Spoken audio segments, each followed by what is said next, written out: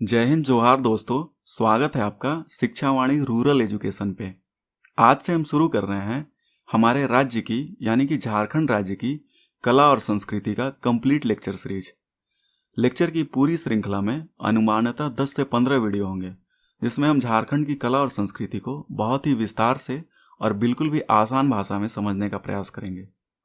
देखिए, अगर आप झारखंड राज्य से संबंधित किसी भी परीक्षा की तैयारी कर रहे हैं, चाहे वह जेपीएससी हो, जेएसएससी हो, झारखंड दरोगा, उत्पाद सिपाही, शिक्षक पात्रता परीक्षा या कोई भी परीक्षा हो, आप भली भांति जानते होंगे कि उस परीक्षा में झारखंड से संबंधित प्रश्नों की प्राथमिकता सबसे ज़्यादा होती है। इसके अलावा अगर आप जेपीएससी परीक्षा की तैयारी कर रहे हैं तो यह सेगमेंट आपके लिए बहुत ही ज़्यादा महत्वपूर्ण है। इसलिए हम अपनी तैयारी को जेपीएससी परीक्षा के हिसाब से ही लेकर चलेंगे, ताकि झारखंड से संबंधित कोई भी परीक्षा इस परिधि के दायरे से बाहर न हो। इसके अलावा आप यह भी जानते हैं कि झारखंड से संबंधित किसी भी परीक्षा में कला और संस्कृति के प्रश्नों का भारांश लगभग 30 से अधिक प्रश्नों का हो जाता है। तो इस संदर्भ की गंभीरता को देखते हुए भी हमें चाहिए कि पूरे सेक्शन को अच्छे से कवर कर लिया जाए, ताकि परीक्षा में हम निर्णायक अंक लाने की स्थिति में हो। वैसे आपने झारखंड की कला और संस्कृति को जरूर पढ़ा होगा, लेकिन यकीन मानिए हम यहाँ पूरे झारखंड के जीएस को एक आदर्श वर्गीकरण तथा बेहतर रणनीति के साथ पढ़ेंगे। जहाँ भी कॉन्सेप्ट जटिल होंगे वहाँ हम ट्रिक का इस्तेमाल करेंगे। साथ ही पूरे लेक्चर सीरीज में बेहतरीन ग्राफ तथा इमेज का प्रयोग करेंगे, ताकि हम झारखंड जीएस को पूरी तरह से समझ सकें और अपने दिमाग में विजुलाइज कर सकें। हमारा मेन टारगेट होगा समझना। यकीन मानिए आपको रटने की जरूरत नहीं पड़ेगी। साथ ही वादा है आपको इस चैनल पे बेहतरीन कंटेंट मिलेंगे। तो चलिए दोस्तों, सबसे पहले हम देख लेते हैं कि पूरे आर्ट एंड कल्चर को हम कैसे पढ़ने वाले हैं। तो ये है हमारे जेपीएससी प्रारंभिक परीक्षा के हिसाब से झारखंड की कला और संस्कृति को कवर करने की एक बेहतर रणनीति। आइए इसे समझते हैं। देखिए, हमने अपने सुविधा के अनुसार इसे क्लासिफाई कर दिया है। तो पहला वर्गीकरण है स्थापत्य कला या आर्किटेक्ट। इसके अंतर्गत हम सबसे पहले झारखंड के प्रमुख किले या राजप्रासाद को देखेंगे।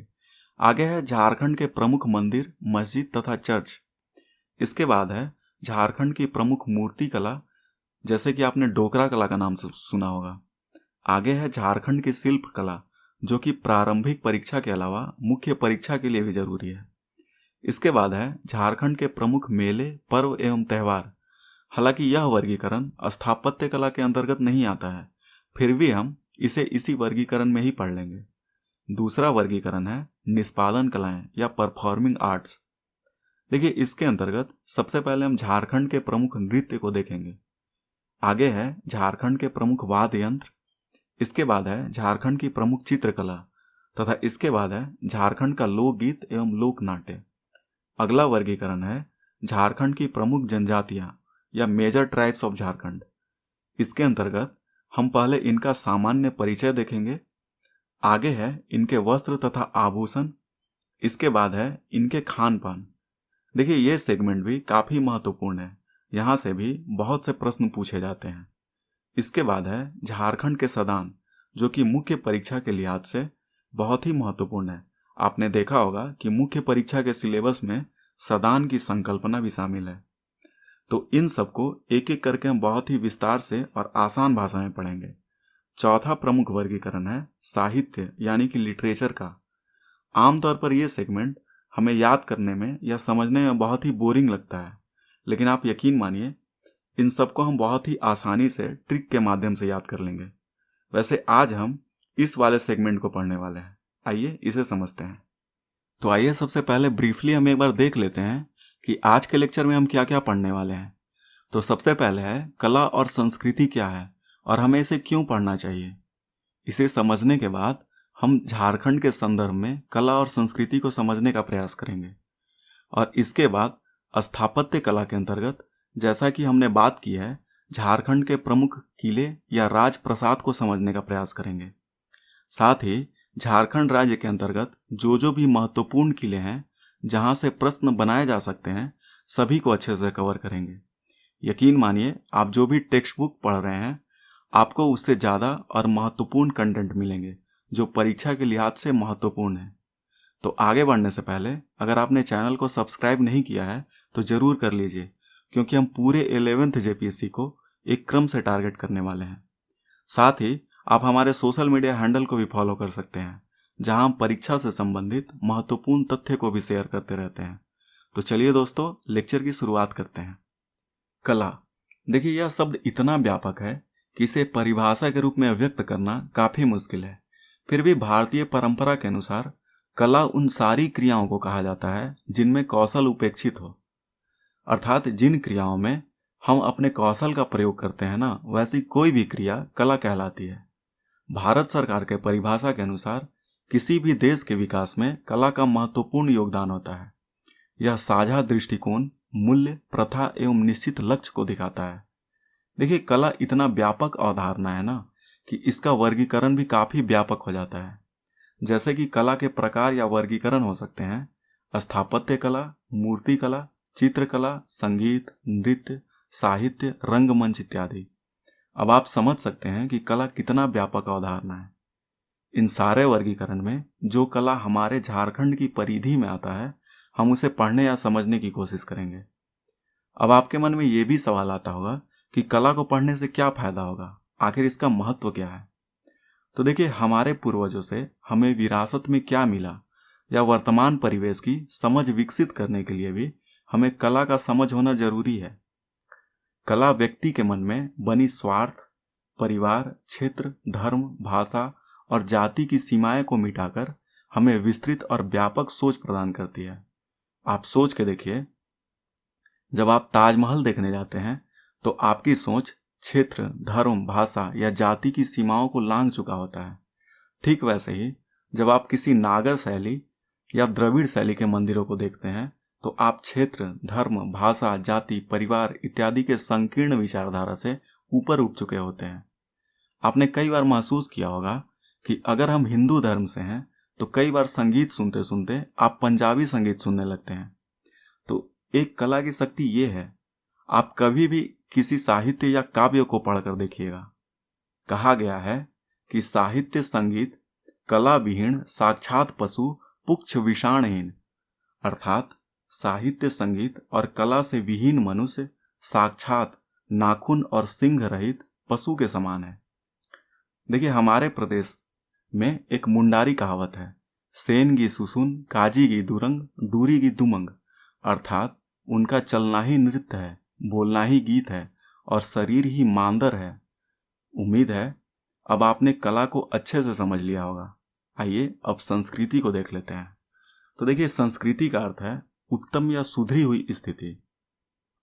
संस्कृति किसी समाज में गहराई तक एक लंबे काल तक व्याप्त गुणों का समग्र नाम है, जो उस समाज के सोचने, विचारने का तरीका या कार्य करने का, खाने पीने का, बोलने का, नृत्य तथा गायन शैली इत्यादि की कारकों में परिलक्षित होता है। यह हमारे जीवन से लेकर मरण तक के लगभग सारे प्रतिमानों से जुड़ा हुआ होता है। यही कारण है कि हमें न सिर्फ परीक्षा को लेकर बल्कि अपने व्यक्तित्व तथा सोचने समझने की शक्ति को और भी निखारने के लिए कला और संस्कृति का अध्ययन और उस पर विचार करना जरूर चाहिए। जैसा कि आप सब जानते हैं कि हमारा प्रदेश झारखंड आदिकाल से ही अपनी प्राचीन कला और संस्कृति के लिए धनी रहा है। यहाँ आरंभ काल से ही लोगों का अतिक्रमण हुआ। यहाँ लगातार यहाँ के परंपराओं पर घात करने की कोशिश की गई, चाहे अंग्रेज हो, चाहे मुगल हो, चाहे विदेशी आक्रमणकारी हो। हमेशा यहाँ के परंपरागत कला, संस्कृति और पर्यावरण को नुकसान करने की कोशिश की गई। लेकिन यह हमारा सौभाग्य है कि इतने प्रतिकूल परिस्थितियों का सामना करने के बावजूद भी हमारा प्रदेश, हमारा प्यारा झारखंड अपने कला और संस्कृति को बचाए रखा है। तो आइए हम अपने प्रदेश के इस कला और संस्कृति को समझने का प्रयास करते हैं। अच्छा, एक कड़वी बात है कि झारखंड बिहार से अलग हो गया, लेकिन क्यों? आप इस बात को समझने का प्रयास जरूर कीजिएगा। कहीं ऐसा तो नहीं था कि हमारी कला और संस्कृति उनसे समन्वय नहीं बना सकी, या फिर मेल नहीं खा सकी, या फिर झारखंड के प्रबुद्ध वर्ग को यह एहसास हुआ कि हमारे प्रदेश की संस्कृति को भी फलने फूलने का मौका मिलना चाहिए। बहरहाल, कारण जो भी रहा हो, लेकिन हमें इस पर चिंतन जरूर करना चाहिए। तो आज के लेक्चर की इस पहली कड़ी में हम अपने सिलेबस के पहले वर्गीकरण स्थापत्य कला यानी कि आर्किटेक्ट के अंदर झारखंड के प्रमुख किले को पढ़ने वाले हैं। आइए इसे देखते हैं। तो सबसे पहले है स्थापत्य कला। आइए इसे समझते हैं। दरअसल यह भवन निर्माण एवं शिल्प विज्ञान का सम्मिलित रूप होता है। देखिए, भारत की वास्तुकला यहाँ की परंपरागत तथा बाहरी प्रभावों के मिश्रण का मिला जुला रूप है। आपने इतिहास वाले विषय में जरूर पढ़ा होगा कि यहाँ की वास्तुकला में कभी तुर्कों का, कभी अफगानों का, कभी अंग्रेजों का, कभी पुर्तगालियों इत्यादि इत्यादि का मिला जुला प्रभाव पड़ा है। ठीक वैसे ही हमारे झारखंड राज्य के वास्तुकला में भी परंपरागत शैलियों के अलावा इस्लामिक तथा अंग्रेजी शैलियों का प्रभाव रहा है। तो चलिए इसे समझने का प्रयास करते हैं और शुरू करते हैं झारखंड के प्रमुख राजप्रसाद या किले। देखिए, इन किलों को हम अपनी सुविधा के अनुसार जिले वाइज पढ़ने का प्रयास करेंगे। साथ ही अगर आपको इन्हें याद रखने में असुविधा महसूस होती है तो इसके लिए हमने कुछ न्यूमोनिक या शॉर्ट ट्रिक का प्रयोग किया है। अगर आपको अच्छा लगे तो आप इसे ऐसे भी याद रख सकते हैं। तो सबसे पहले हम राजधानी रांची से शुरू करते हैं। तो रांची जिले के अंतर्गत प्रसिद्ध किले हैं रातू का किला, पिठोरिया का किला तथा तिलमी का किला। और अगर आप इसे शॉर्ट ट्रिक से याद रखना चाहते हैं तो इसके लिए शॉर्ट ट्रिक है रांची की टीआरपी। रांची की टीआरपी यानी तिलमी, रातू और पिठोरिया। चलिए अब रातू किले को समझते हैं। देखिए, लाल पत्थर से बने होने के कारण स्थानीय लोग इसे लाल किला भी कहते हैं। अगर कभी परीक्षा में ऐसे ऑप्शन मिल जाए तो आप घबराइएगा नहीं। यह किला लगभग 22 एकड़ जमीन पर बना हुआ है। आप इसकी भव्यता का अंदाजा इस बात से लगा सकते हैं कि इस राजमहल में 103 कमरे हैं। देखिए, यह किला कुछ इस तरह का दिखता है। यह किला कलकत्ता के ब्रिटिश आर्किटेक्ट्स के देखरेख में बनवाया गया था, जिस कारण इस महल में आपको अंग्रेजी स्थापत्य कला का प्रभाव दिखेगा। इसके अलावा इस महल के अंदर आपको अंग्रेजों के जमाने के अस्त्र शस्त्र भी दिखाई पड़ेंगे। दरअसल इस किले का निर्माण नागवंशी राजा उदयनाथ शाहदेव ने करवाया था। इस महल के प्रांगण में एक चिंतामणि जी की मंदिर भी है, जहां मां दुर्गा की उपासना होती है। शायद यहां बलि देने की भी प्रथा है। अगर आप रांची के आसपास से हैं तो यहां जरूर घूमने आइए। आगे है पिठोरिया का किला। देखिए, यह किला रांची से थोड़ी दूर पिठोरिया नामक स्थान पर स्थित है। कहा जाता है कि यह किला एक जमींदार जगतपाल नाम के व्यक्ति का हुआ करता था। जिन मजदूरों ने इस किले को बनाया था ना, जगतपाल साहब शाहजहां की तरह उनका हाथ कटवा दिए थे। सबसे मजेदार बात यह है कि यह किला एक भूतिया या शापित किला है। मान्यता है कि जिन मजदूरों का हाथ काटा गया था ना, इस किले पर उन्हीं लोगों का श्राप लगा हुआ है। वहीं एक दूसरी मान्यता भी है कि स्वतंत्रता सेनानी ठाकुर विश्वनाथ शाहदेव ने जगतपाल को श्राप दिया था। खैर, वजह जो भी रहा हो, इस किले के बारे में इतनी भ्रांतियां या डर है कि स्थानीय लोग इस किले के आसपास जाने से भी डरते हैं। सबसे बड़ी बात है कि पता नहीं क्यों इस किले पर हमेशा वज्रपात या लाइटनिंग की घटना होती रहती है, और वो भी केवल इसी किले पर। अब ऐसा क्यों होता है, इसका एग्जैक्ट कारण बताना बड़ा मुश्किल है। हो सकता है यह विज्ञान का ही कोई विषय हो। खैर, चलिए आगे बढ़ते हैं। इसके बाद है तिलमी का किला। देखिए, यह किला खूंटी जिले के कर्रा प्रखंड में तिलमा नामक गांव में स्थित है। इस किले को अकबर नाम के एक नागवंशी ठाकुर ने अपने मोक्ष प्राप्ति के लिए बनवाया था। आइए इसके बाद हजारीबाग जिले में अवस्थित किले को देख लेते हैं। हजारीबाग जिले के अंतर्गत 2 प्रमुख किले हैं, पद्मा का किला तथा बादम का किला। और अगर आप इसे शॉर्ट ट्रिक से याद रखना चाहते हैं तो यह है हजारीबाग की बीपी यानी कि बादम तथा पद्मा। आइए देखते हैं पद्मा का किला। देखिए, यह किला हजारीबाग से थोड़ी दूर लगभग 20 से 22 किलोमीटर NH-33 के किनारे स्थित है। माना जाता है कि यह किला राजा राम नारायण सिंह के वंशजों का ऐतिहासिक किला रहा है। आपको पता होगा कि राजा राम नारायण सिंह हजारीबाग क्षेत्र से एक महत्वपूर्ण तथा साहसी स्वतंत्रता सेनानी रहे हैं। शायद इन्हें छोटा नागपुर केसरी भी कहा जाता है। खैर, यह किला बहुत ही भव्य है, आप इसे देख सकते हैं। वैसे आप इसकी भव्यता तथा सुंदरता का अंदाजा इस बात से भी लगा सकते हैं कि इस किले को रामगढ़ राज्य का पद्म पैलेस भी कहा जाता था, जो बाद में इसी नाम का पर्याय पद्मा का किला नाम से विख्यात हो गया। इस किले में एक मेहराब नुमा आकृति है जिसे शिवगढ़ गेट कहा जाता है। यह गेट इतना सुंदर है कि जो भी पर्यटक यहाँ आते हैं इसकी तारीफ करते थकते नहीं है। हालांकि वर्तमान में पद्मा किला को राज्य सरकार द्वारा पुलिस प्रशिक्षण केंद्र बना दिया गया है। इसके बाद है बादम का किला। देखिए, इस किले की अवस्थिति को लेकर हमारे मन में संशय रहती है कि यह किला किस जिले में स्थित है। तो दरअसल यह जिस समय बनवाया गया था ना, उस समय यह रामगढ़ जिला के अंतर्गत आता था, लेकिन वर्तमान में यह किला हजारीबाग जिले के परिसर में आता है। इस किले को रामगढ़ के राजा हेमंत सिंह ने बनवाया था। बताया जाता है कि राजा हेमंत सिंह चाहते थे कि उनका यह किला काफी मजबूत हो। इसके लिए उन्होंने पटना से कारीगर बुलवाए थे। आपको पता होगा कि मगध साम्राज्य के समय से ही पटना के कारीगर दुर्ग या किला बनाने में बहुत ही ज्यादा विख्यात थे।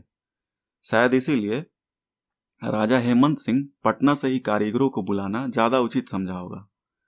बहरहाल यह किला 2 तल्ले का है, जिसमें एक मुख्य द्वार है जिसे सिंह दरवाजा कहा जाता है। इसके साथ साथ राजा हेमंत सिंह महादेव के बड़े भक्त थे, इसलिए उन्होंने इस किले के परिसर में एक शिव मंदिर भी बनवाया था।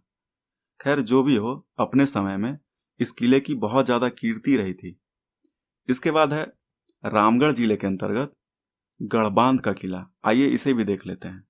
आप इसे ऐसे ही याद रख लीजिएगा, रामगढ़ का गढ़बांध किला। आइए इसे देखते हैं। दरअसल जब रामगढ़ के राजा हेमंत सिंह अपनी राजधानी बादम से रामगढ़ स्थानांतरित कर रहे थे ना, उसी दौरान उन्होंने इस किले का निर्माण करवाया था। उम्मीद है आप समझ पा रहे होंगे। खैर, जब हम इतिहास वाले लेक्चर को पढ़ेंगे ना, आपका कॉन्सेप्ट और भी क्लियर हो जाएगा। यह किला वर्तमान में रामगढ़ जिले में ही स्थित है, इसे आप याद रखिएगा। इसके बाद पलामू जिले के अंतर्गत अवस्थित किले को देख लेते हैं। तो पलामू जिले के अंतर्गत अवस्थित किले हैं चैनपुर का किला, विश्रामपुर का किला, शाहपुर का किला तथा रोहिल्लों का किला। और अगर आप इसे शॉर्ट ट्रिक से याद रखना चाहते हैं तो इसके लिए शॉर्ट ट्रिक है पलामू से RSBC, पलामू से RSBC। इसे आप 2 बार बोलिएगा, आपको याद हो जाएगा।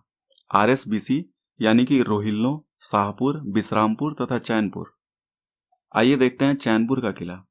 देखिए, यह किला पलामू जिला का मुख्यालय मेदिनीनगर से थोड़ी दूर चैनपुर थाना के पास कोयल नदी के किनारे स्थित है। अच्छा, इस बात को ध्यान में रखिएगा कि अगर कोई भी महल किसी नदी के किनारे पर स्थित है तो इसकी अवस्थिति पर प्रश्न बनने की संभावना अधिक हो जाती है। तो आप याद रखिएगा, यह कोयल नदी के किनारे स्थित है। इस किले का निर्माण चेरो वंश के शासक पूरनमल के वंशजों ने करवाया था। हालांकि वर्तमान में इस किले की स्थिति काफी दयनीय है। आगे है शाहपुर का किला। देखिए, यह किला भी चैनपुर किले के पास ही स्थित है, मतलब कि शाहपुर किला भी कोयल नदी के किनारे ही स्थित है। इस किले का निर्माण चेरो वंश के शासक गोपाल राय ने करवाया था। कहा जाता है कि जब अंग्रेजों के हमले लगातार इस क्षेत्र के इर्द गिर्द बढ़ रहे थे ना, तब शाहपुर किले ने ही राजा और उनके परिवार को संरक्षण दिया था।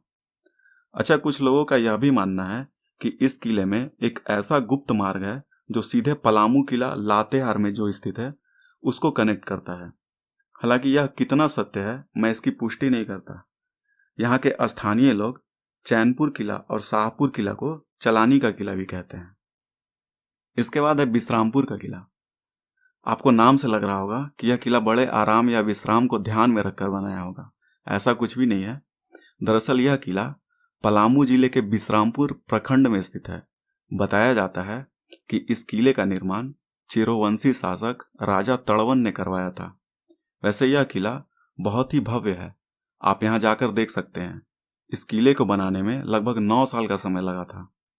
इसके बाद है रोहिल्लों का किला। देखिए, यह किला पलामू जिला के जपला से लगभग 20 से 22 किलोमीटर दूरी पर स्थित है। बताया जाता है कि इस किले का निर्माण एक रोहिल्ला सरदार मुजफ्फर खां ने करवाया था। शायद इसलिए ही इसे रोहिल्लों का किला कहा जाता है। हालांकि वर्तमान में इस किले में पुरातत्व सर्वेक्षण किया जा रहा है, कुछ चीजें प्राप्त भी हुई हैं, लेकिन वर्तमान में इन सब की जानकारी अभी गोपनीय है। इस किले की आकृति त्रिभुजाकार है, जो शायद उस समय की सामरिक स्थिति को ध्यान में रखते हुए डिजाइन किया गया होगा। इसके बाद लातेहार जिले के अंतर्गत अवस्थित किले को देख लेते हैं। तो लातेहार जिले के अंतर्गत किले हैं पलामू किला तथा नारायणपुर का किला। इसके लिए शॉर्ट ट्रिक है लातेहार नाप। नाप यानी कि नारायणपुर तथा पलामू। आइए देखते हैं पलामू किला। सबसे पहले तो आप इस बात से बिल्कुल भी कंफ्यूज मत होइएगा कि पलामू किला नाम होने से यह पलामू में ही स्थित होगा। यह किला वर्तमान में लातेहार जिला में बेतला राष्ट्रीय उद्यान से थोड़ी दूर औरंगा नदी के तट पर स्थित है। फिर आप बोलेंगे इसका नाम पलामू किला क्यों है? तो देखिए, दरअसल जब इस किले का निर्माण हुआ था ना, उस समय यह पूरा क्षेत्र पलामू परिसर के अंतर्गत आता था। आपको पता होगा कि पलामू बहुत ही पुराना जिला है। इसका गठन 1892 ईस्वी में हुआ था, लेकिन 2001 में इस जिले का बंटवारा होता है और एक और अलग लातेहार जिले का निर्माण होता है। इसके बाद से यह किला लातेहार में चला गया है। उम्मीद है अब सारी बातें आपकी क्लियर हो गई होंगी। खैर, पलामू किला परिसर में 2 किला है। एक है पुराना किला, जिसका निर्माण चेरोवंशी शासक प्रताप राय ने करवाया था, जो शाहजहां के समकालीन थे। दूसरा है नया किला, जिसका निर्माण राजा मेदिनी राय ने करवाया था। आपको पता होगा कि मेदिनी राय एक प्रतापी शासक थे। इन्होंने अच्छे अच्छों को घाट घाट का पानी पिलाया था। खैर, इनकी शौर्य गाथा हम इतिहास वाले लेक्चर में पढ़ेंगे। अच्छा, नए किले में लगभग 40 फीट ऊंचा एक नागपुरी दरवाजा है, जो काफी आकर्षक के साथ साथ कई कहानियों को समेटे हुए है। इन सबको हम इतिहास वाले सेक्शन में पढ़ेंगे। इस किले में एक मस्जिद भी है, जिसका निर्माण दाऊद खान ने करवाया था। आपको पता होगा कि दाऊद खान औरंगजेब का सूबेदार था। खैर, आप जब भी लातेहार जाएं, इस किले का भ्रमण जरूर करें। इस किले के ध्वंसावशेष आज भी जीवंत अवस्था में है। इसके बाद है नारायणपुर का किला। देखिए, यह किला लातेहार जिले के नावागढ़ नामक गांव में स्थित है। बताया जाता है कि इस किले का निर्माण चेरोवंशी शासक भागवत राय के अकाउंटेंट जाज दास नाम के व्यक्ति ने करवाया था। इसके बाद धनबाद जिले के अंतर्गत किलों को देख लेते हैं। तो धनबाद जिला के अंतर्गत किले हैं पंचकोट का किला, कतरासगढ़ का किला तथा झरियागढ़ महल। और अगर आप इसे शॉर्ट ट्रिक से याद रखना चाहते हैं तो यह है धनबाद की झपकी। धनबाद की झपकी, झपकी यानी कि झरियागढ़, पंचकोट तथा कतरासगढ़। आइए पंचकोट किला को देखते हैं। देखिए, यह किला धनबाद जिले में पंचेत पहाड़ के दक्षिण पूर्वी ढलान पर स्थित है। इस किले का नामकरण इसके 5 कोट या दीवारों से घिरे होने के कारण पड़ा है। इस किले का निर्माण गोवंशी शासक गोमुखी ने करवाया था। आपको गोवंशी शासकों के बारे में पता होगा। इनका मानभूम वाले क्षेत्र में काफी दबदबा रहा था। गोवंशी शासकों के राज चिन्ह में गाय का पूंछ भी बना हुआ होता था। इसके बाद है कतरासगढ़ का किला। देखिए, यह किला धनबाद जिला के बाघमारा प्रखंड में स्थित है। इस महल के परिसर का पूर्वी तट कटनी नदी, जो कि दामोदर की सहायक नदी है, उसके साथ लगता है। आप इसकी अवस्थिति को ध्यान में रखिएगा, क्योंकि यहां से प्रश्न बनने की संभावना अधिक हो जाती है। इस किले का निर्माण 18वीं सदी में कतरासगढ़ के शासकों ने करवाया था। आगे है झरियागढ़ महल। झरियागढ़ का किला। देखिए, यह महल या किला धनबाद जिले के झरिया में स्थित है। बताया जाता है कि यह महल एक प्रसिद्ध कोयला उद्योगपति रामजस अग्रवाला नाम के व्यक्ति का था। ये काफी धनवान तथा प्रसिद्ध व्यक्ति थे। बताया जाता है कि गांधी जी स्वतंत्रता आंदोलन के समय चंदा राशि की सहायता के लिए रामजस अग्रवाला जी से मिलने आए थे। लोग ये भी बताते हैं कि एक बार तो रामजस अग्रवाला जी ने गांधी जी को ब्लैंक चेक तक दे दिया था। खैर, जो भी रहा हो, लेकिन वर्तमान में इस महल की स्थिति काफी दयनीय है। आइए इसके बाद गुमला जिले के अंतर्गत किलों को देख लेते हैं। तो ये हैं नवरत्नगढ़ का किला, नागफेनी का राजमहल तथा पालकोट का राजमहल।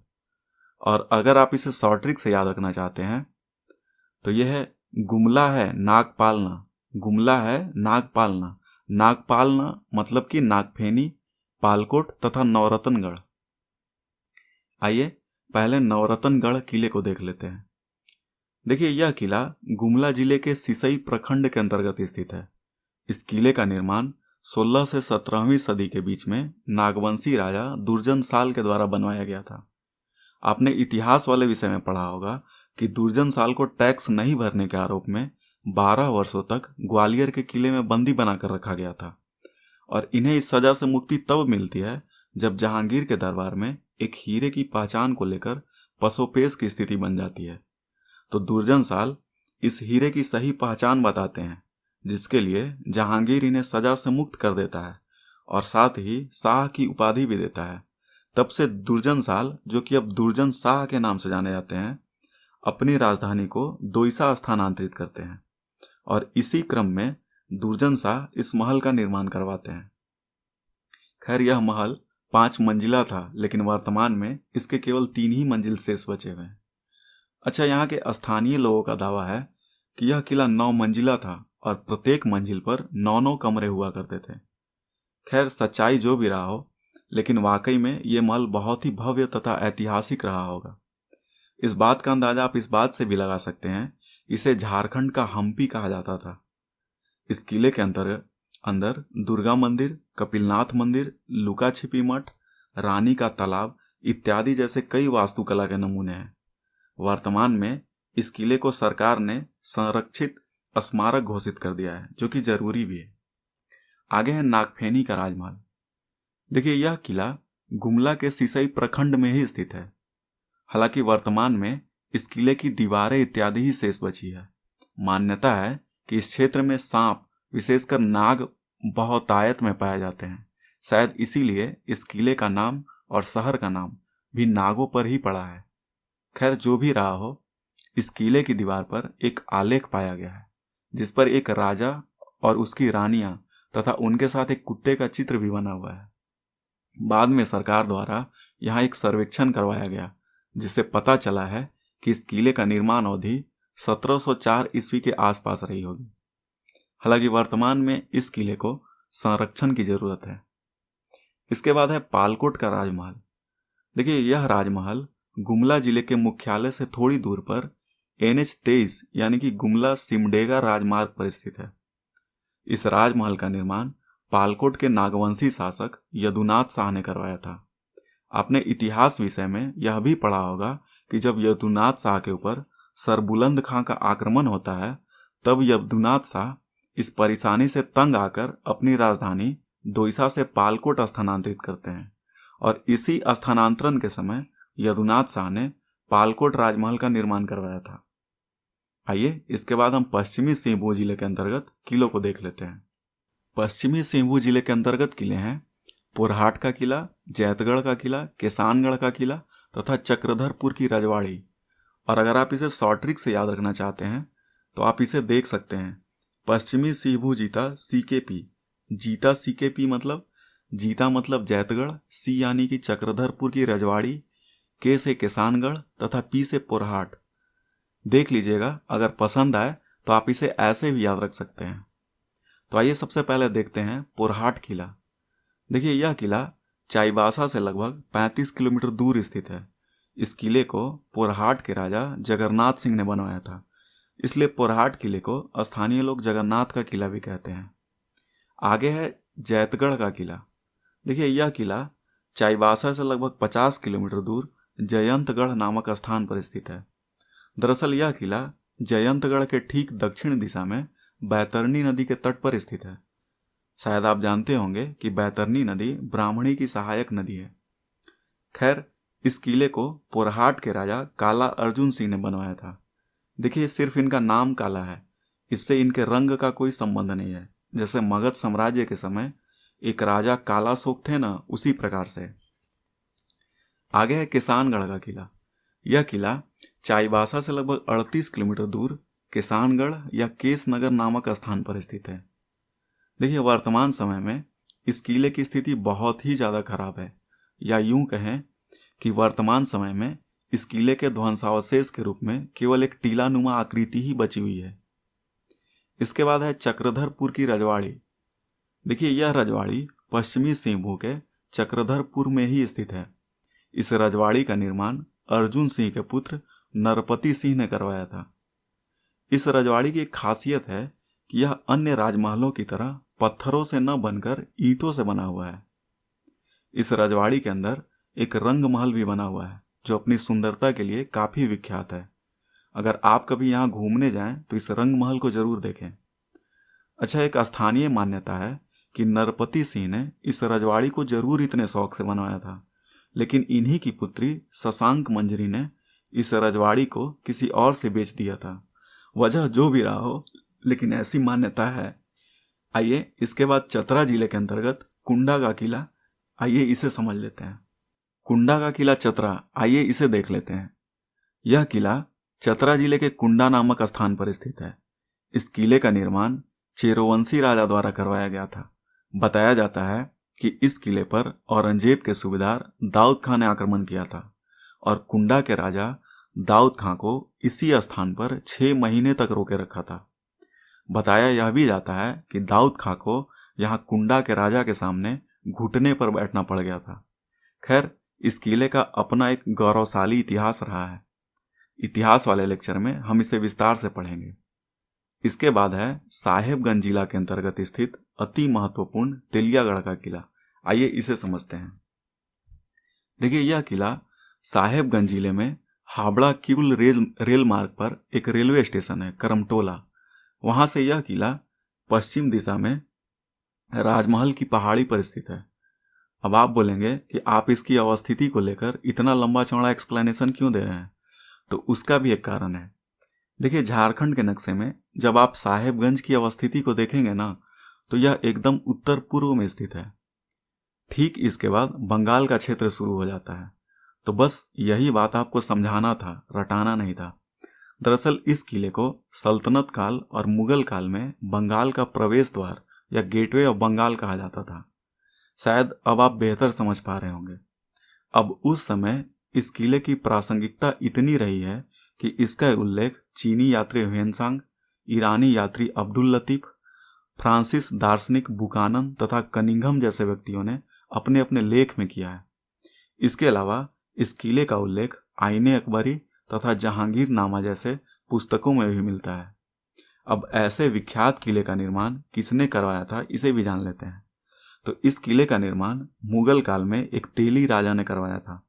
माफ कीजिएगा, मैं जाति सूचक शब्द का इस्तेमाल नहीं कर रहा हूं, बल्कि इस किले से संबंधित लगभग जितने भी साक्ष्य मिले हैं ना, उसमें यही लिखा हुआ है। खैर, जो भी हो, लेकिन यह किला अपने समय काल में काफी महत्वपूर्ण रणनीतिक तथा सामरिक स्थान पर रहा है। आपको याद होगा कि मेगस्थनीज साहब की एक किताब है इंडिका, जिसमें गंगा नदी से सटे पहाड़ी पर काले पत्थरों से निर्मित एक बौद्ध विहार का उल्लेख किया गया है। विद्वानों का मत है कि इस बौद्ध विहार का संबंध तेलियागढ़ी क्षेत्र से ही था।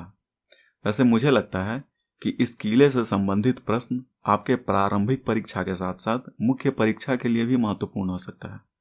तो आप इसे एक बार दोबारा से देख लीजिएगा और समझने का प्रयास कीजिएगा। तो आज का लेक्चर आपको कैसा लगा, कमेंट बॉक्स में अपनी प्रतिक्रिया जरूर दीजिए। और अगर वीडियो अच्छा लगा हो तो लाइक, शेयर और सब्सक्राइब जरूर कीजिए। धन्यवाद।